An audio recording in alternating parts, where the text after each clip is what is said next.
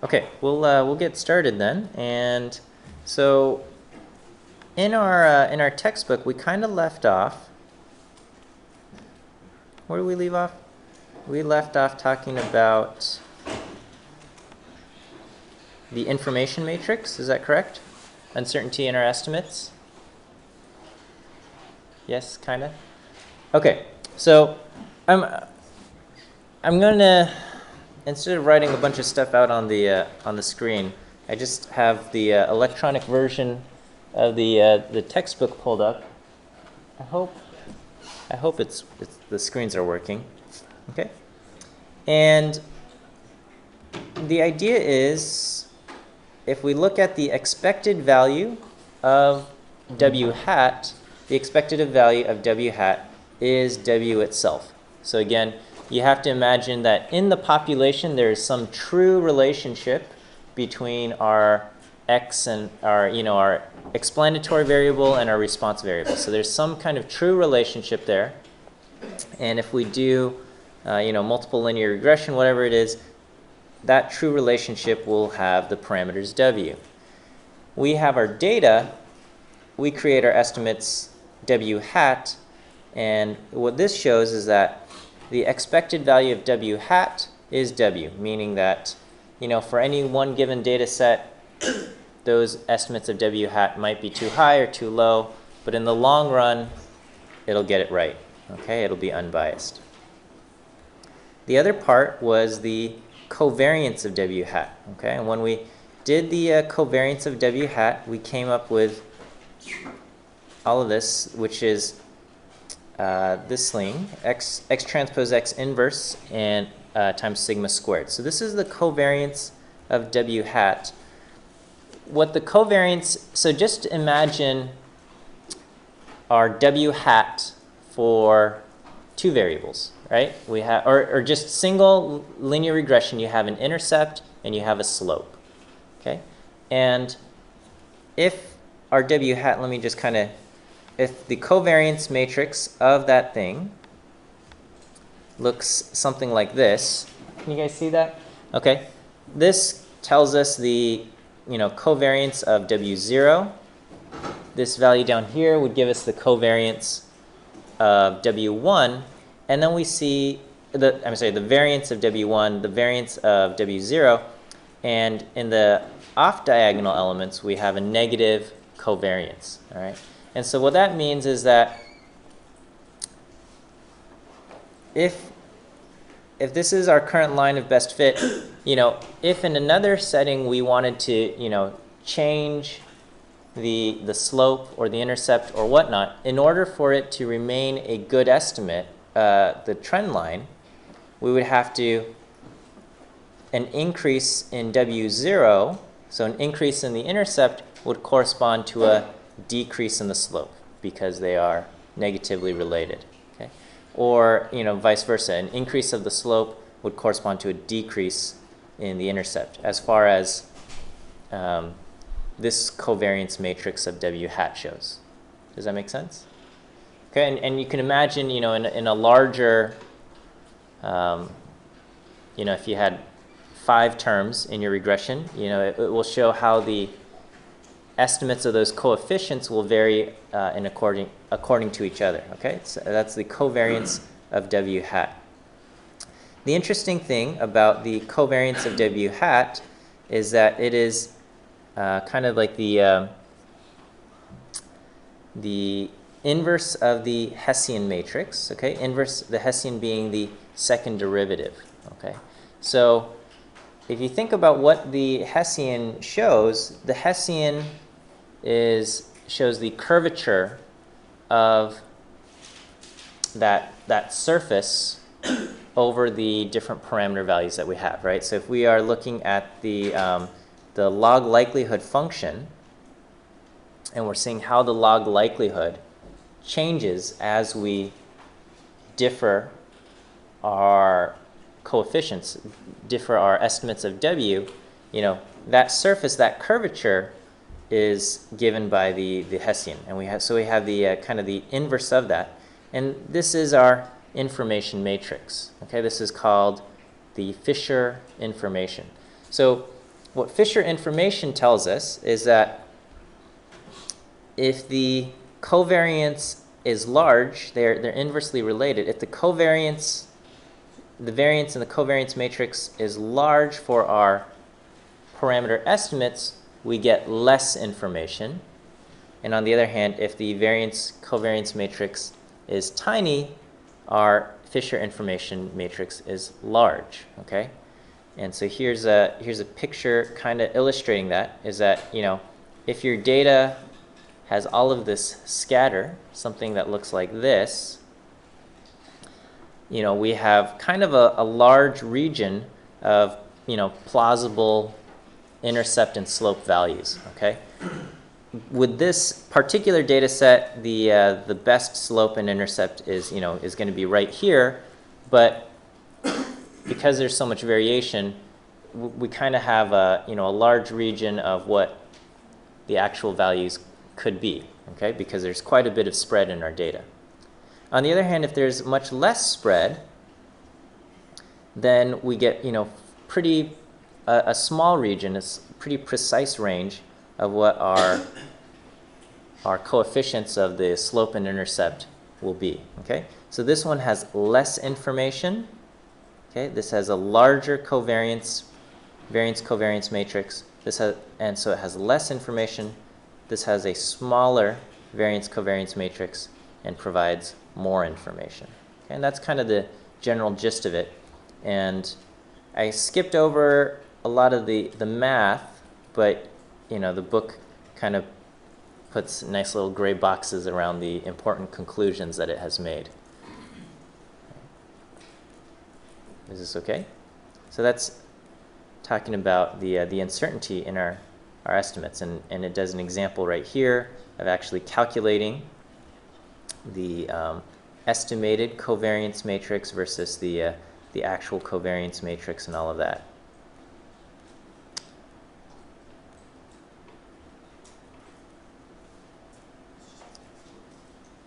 We have, in this section, the variability in predictions, okay? And so I'm going to kind of just do a little bit of a demo here. So the textbook, you know, it has done all of the math, and it says, okay, if you want to estimate kind of the variance of kind of your predicted values and the all of this, you know, we have these values. So this is in the text. It creates a new value called x new, and it's important to note that this is a little x, and so little x new is a single vector of, you know, if for linear regression it would be a 2x1 vector. One of those values will be 1 because that's the value that x is for the intercept, and then the other one is the actual x value. And we're trying to make a prediction for this, you know, let's say, you know, 1970, we want to know what would our prediction there be, okay? And then so the value for the predicted time would be t new, and that's going to just be, you know, you multiply your estimated coefficients w hat against your x new. All right. So I coded this up in R, okay? So in this, so in the last class, 102A, you know, it was mostly code, and you had to figure all of this out. This class, there's a lot of math involved, and it's about, you know, turning that math into the code. So, you know, I did a little example here, trying to show how this works. Okay, so what we're going to start off with this true relationship. We've got a polynomial relationship of order 3. It's going to be 5x cubed minus x squared plus x. This is going to be our true model. Okay, and I'm going to start off by generating 100 data points. Let me actually clear out my environment here. Okay. So I'm going to start off by saying I want 100 data points, and then I'm going to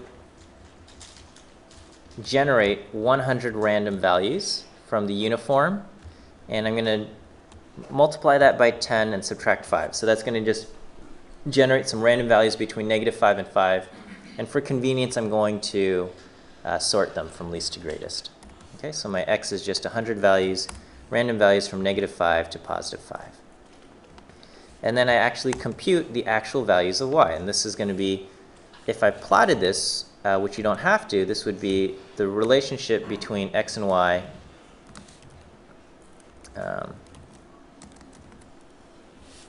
or what is it, type?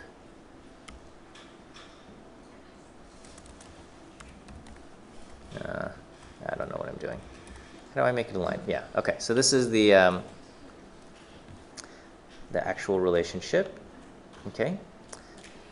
But what we're going to do is we're going to add some noise, okay? So I'm going to just say the variance of our noise is 300, and so I'm going to just say take our values of y and add a noise value based on the random normal, okay? So this is going to be much like, we say it's, W0 plus W1 x1 x plus W2 x squared plus W3 x cubed plus some error term, right? And so here I'm adding the error term right here, okay? And so I can actually plot this now.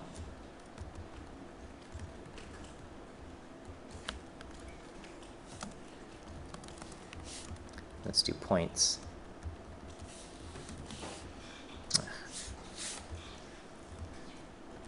So I'll do points x, y, plotting character 20, and we'll do color as red, okay? Yeah, in quotes. Okay, and so here we've added some noise to our graph. What I'm going to do to kind of make our fits a little bit more interesting is that I'm going to remove a chunk of our data, okay? So I'm going to just remove all of the dots between 0 and 2 to kind of give it a little bit more freedom. And actually, to even make it, maybe I might actually say -1 to 2. Okay, I'm going to just remove some data between -1 and 2. Okay, and we can plot that. So actually, let me just so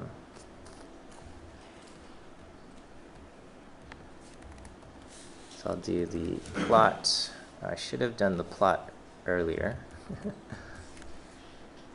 We'll plot the line over here. X, Y, type equals L. Okay, and then we'll add the points. X, Y.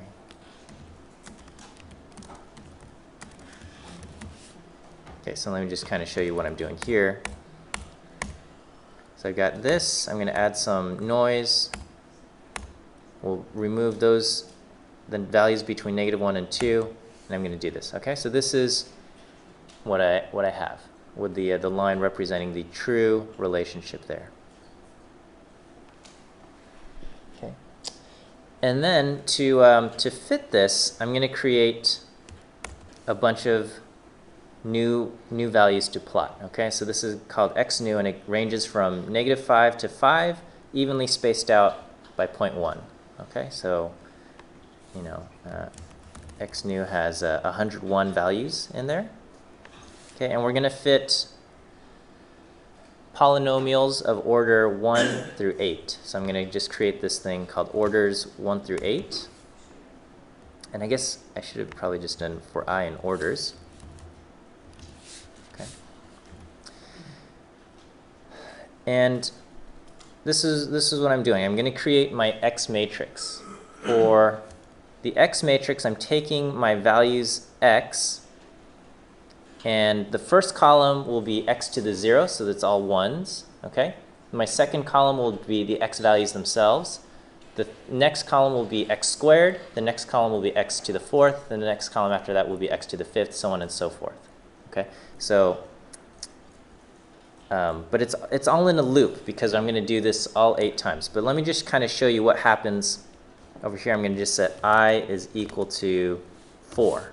Okay, so this will be polynomials of I4. So just showing you what happens in each iteration, I'm going to say x is going to be a matrix. So currently, x is just an empty matrix, but if I look at the dimensions of x, I've got 67 values and 5 columns, okay, because there's 67 dots right here. X new will also be an empty matrix at this time. And this is, it's going to have, you know, all of our evenly spaced out 101 values and five columns there. And then I'm going to just populate this in by saying for k in 0 through the orders, okay? So here it's going to just be from 0 to 4. In each column, just put an x raised to the k, okay? And so if I take a look at what x and x new look like now, let me just show you what x head of x underscore new. Here we can see I've got 1, the column of 1s, and then my x's go -5 to so on and so forth, and this is x squared, x cubed, x to the 4th. Okay, and I have that going on for each of these things. And so, so that way, you know, when I multiply my vector of w's, I can just matrix multiply my vector of w's times my x new matrix, and when we add those up, that's going to be the fit, right? So we're just setting these up so we can, when we do polynomial regression, and we have, you know, our vector w0, w1, w2, w3, and we matrix multiply them, they will form our polynomial fit. So that's what we have, okay? And so to get the estimates of w hat, I'm just doing our polynomial, our multiple linear regression thing, you know, x transpose x inverse, which R uses the function solve.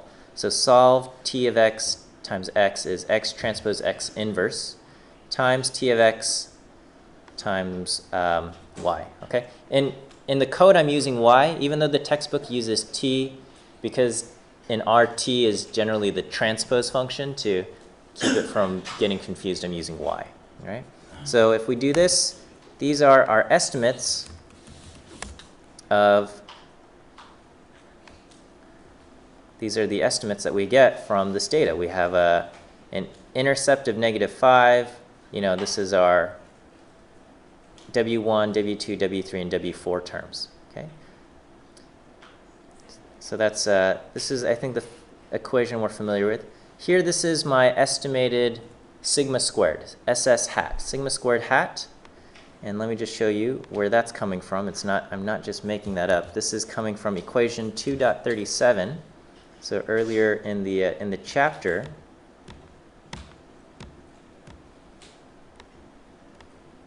we have 2.37 somewhere.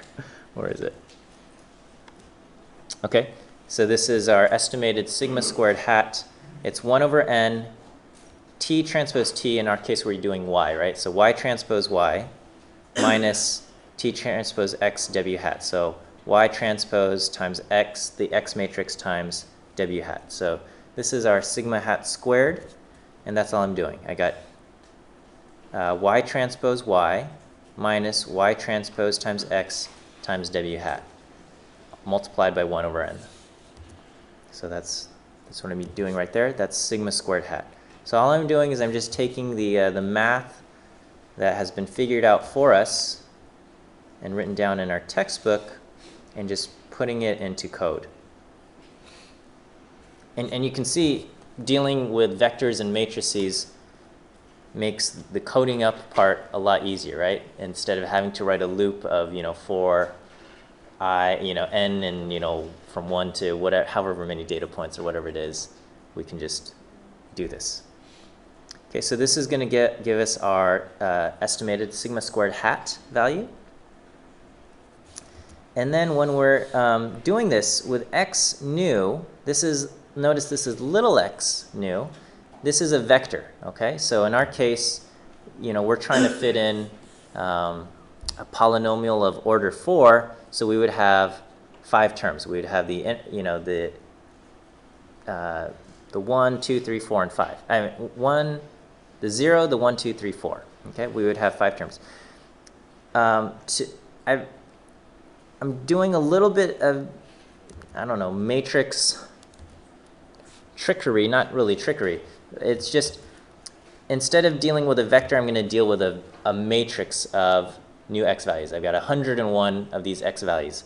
So that matrix, x new, is the transpose already of each of those little x vectors, and so I can multiply that by w underscore hat. Okay? If you wanted to just do one x value, okay, and it's hard to tell, but this is a capital X, and I've distinguished that from little x over here.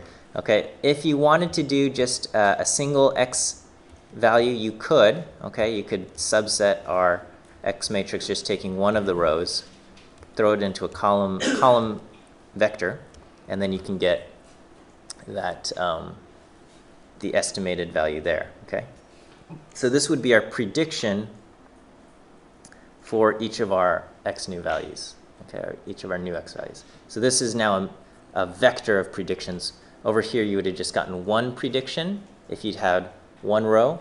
Over here, now we are going to have a vector of predictions. So if I, let me just go ahead. We've got this, and SS hat. SS hat itself is a, you know, it's a scalar value, but it's in a 1-by-1 matrix here. This t underscore new, this is going to be a vector, a column vector of fitted values. Okay, so I've got 101 fitted values right there. Okay, and then likewise, to estimate the variance. All right, and what we're trying to do is we're trying to get, you know, what is the variance of our prediction? That's what this section is, right? The variability in our predictions. So we're currently, our prediction is just take our estimates of the coefficients and multiply it by our x matrix, and that spits something out, right? But there's going to be variance in those predictions, and our textbook works through all of the math here. I guess in your own time, if you have the time and you feel up to it, you can go through and check all of this math, okay? And what the textbook does is correct, and you have to, I always like to check to just make sure all of the dimensions line up correctly when we're doing matrix multiplication, and indeed it does. The thing to keep in mind is that in the textbook, this x new, this is a single column vector of x, whereas in my code here, I'm taking an entire matrix of x values. Okay, so some of the things differ a tiny bit. Okay, anyway, they did all of the math for us, which is nice. Okay, because I think if I had to do it myself, I would totally get stuck as well. And it says, okay, well now the variance of our estimates. So the variance of our estimates, sigma squared of our predictions, our predictions is given by this equation, okay? And it says this is the true sigma squared value, and we can just plug in our estimated, our sigma squared hat value. But this is, it's going to be the new value of x times x, the data, x transpose x inverse times the new value of x. This is just for the variance of one prediction, okay? And so this is where I did a little bit of trickery, where here if you do this multiplication, you do the column times x transpose x times a column, you would get a single value for sigma squared, okay? But keep in mind, my x new, there's 100 values of x new, okay? So a simple way is I could have just created a loop and just say, okay, subset my matrix x new to just have one row, do this formula, one row times this times, you know, x new, the one row or the one column of x new now turned into a row, x transpose x, and then the one row. And I would have gotten one sigma squared value for that one particular prediction. Okay? The key here is that our predictions themselves will have differing amounts of variance depending on where it is, right?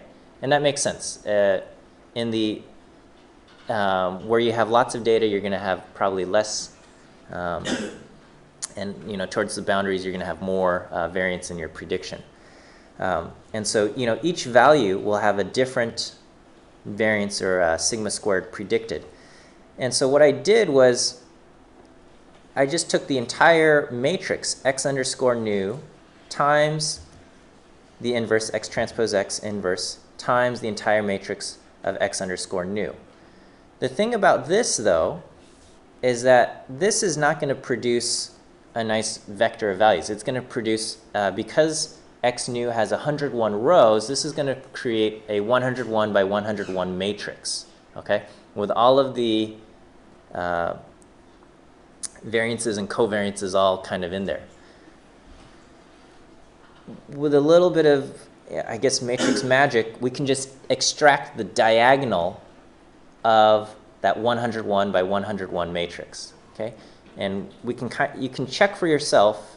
You don't have to take my word for it, but you can check for yourself, and the diagonal of that 101 by 101 matrix will be each of these values, where it's as if you subset it to just each x vector multiplied by the thing, and calculated this. So this would give you one value.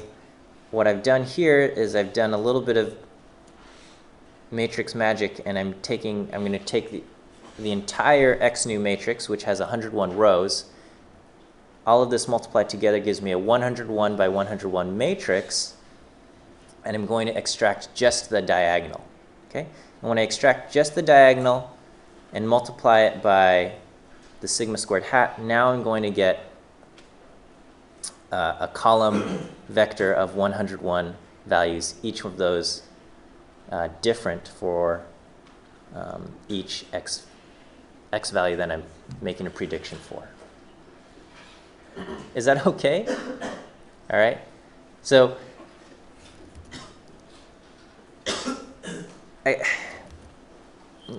sometimes I think maybe I should have just done it the simple way, where I build a loop and I just extract all of this, but the calculations are much faster this way as far as the computer goes. If you, in your coding and stuff, you have to deal with a matrix and then you kind of get stuck and you're not quite sure how to do it, it's always okay to take the inefficient route. Say, I know how it works for one vector, so I'm going to subset my matrix for one vector, do the thing, and then spit it back. There's nothing wrong with that, okay? If a lot of times you get into trouble when you're trying to say, oh, I want to do all of this matrix stuff and do it fast, and then you just can't get it to work because sometimes the dimensions just don't line up and things like that. So always start with the slow version, and then if you can creatively think of a way to use some matrix magic, you can do that. Okay. So anyway, so we have our vector of 101 predicted values, and then if I run this, now if I look at the variance of each x, now I have 101, a vector of 101 variance values. Okay, and we can see how the variance values differ for each x value. Okay, and so now we can plot all of this. So I'm going to create a plot where we're going to have all of this is our data, and then this is our fitted line right there, and now I'm going to add error bars. Let me say the color I want to be red, okay, for our error bars. Okay, and the error bars, I'm using arrows, and basically my errors, all I'm doing is I'm just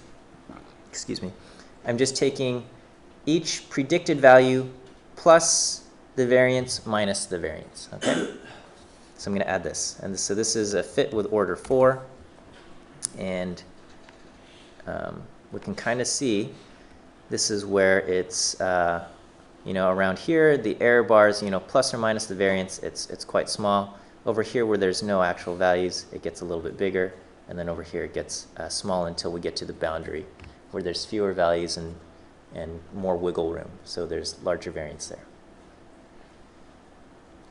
Is that okay? All of this stuff that we just did here? Okay, so let me actually just run the loop. I'm going to fit this between, with polynomials between 1 and 8, and I'm going to just run this, and it produces a whole bunch of plots here. Okay, so I'm going to start off at plot 1. Okay, and so this is fitting linear regression to, remember the true model is f times x cubed, I'm sorry, 5x cubed minus x squared plus x, right? So the true model is a cubic function, okay? So here I've tried to fit a linear model, and then we get this, this fit, right? And I think this should look familiar from like your 101A class, where you fit, you plotted like your prediction interval. Kind of, it looked something like this. Well, it does. Okay, and then with fit of order 2, now we've tried to fit a quadratic function to this. Okay, and we see how much our variance goes from along the plot here. Okay. Now I'm going to fit. This is the correct model. The correct model is of cubic class, right, of order 3, and we can see, the error bars here are quite small. And as the order increases, what we see is that because when you do polynomial regression, as your orders increases, you get a little bit more wiggle ability, right? And so, with order 4, we can have a little bit more wiggle, and with order 5, it can wiggle even more here. Okay, and so the variance bars increase in this center area. Okay, and I cut out the data here just so that, because if the data was there, it would try to fit it as perfectly as possible. But we purposely cut this out, and so we can see by the time we're at order 8, because a polynomial of degree 8, you can have quite a bit of wiggle. We see that there's a large variance component right here as far as our predictions go for this area where we don't have any actual data. And so part of the question throughout any kind of algorithm where you're trying to learn something and fit a model to the data, where there's no data, there's a lot of questions that can be asked, and we can see, when you have something with too high of a degree, there's high variance here. Okay. Yes. So as you increase the order from 3 to 8, yeah, the variance increases. Does that mean bias has decreased? Yeah, that's kind of the idea. We don't in this case we see a little bit of a difference, but yes, basically the variance in our the bias variance trade-off thing. It's a little bit more the variance of our predictions based on the training data. So it's a tiny bit different, but it's the variance of our fitted coefficients based on the training data. That increases. But this picture does generate the same idea. If we looked at the quote, the bias between the actual curve and the true data, or not the data, true data, but the sampled data, the bias between our data and the curve gets smaller and smaller, should be getting smaller and smaller as our things get more complicated, as our order increases. Okay, I'm running out of time here. I also wrote some code to generate curves here. And let me just kind of show, and I might have made it, so this is kind of what we did here. And I generated code to try to do this thing. However, my pictures don't look like this. So I don't know if I did something wrong. But the idea is over here, once we have our fitted values W hat, we could say what kind of different curves could be generated if we sample coefficients from a multivariate Gaussian or multivariate normal, where the mean is our W hat and our covariance is the covariance of that W hat matrix, or the covariance matrix of our W hat estimates. Okay, and so I did this over here. We're probably going to run out of time to have a meaningful conversation about this. This requires the library MVT norm for multivariate normal, and over here I've plotted a bunch of stuff here. Okay, so the idea here is, I mean, it looks kind of like it, but not as much variance as what the thing shows. Okay, so here I've made my data even more sparse, and I said, if we fit a regression line, we would get some particular value W hat, right? Some estimates of what the slope and intercept should be. Okay, and we also have a covariance matrix, variance covariance matrix associated with those estimates W hat.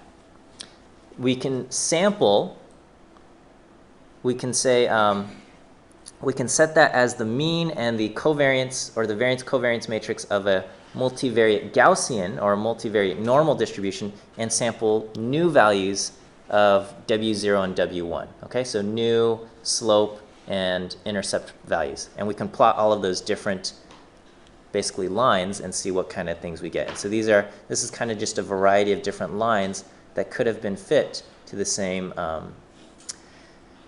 that could have been generated, I guess, from a population that does something like this. Yeah? So this function is just adding even more jitter to the point? It's not adding jitter. It's saying, we're going to say this data came from some population, right? This data came from a population.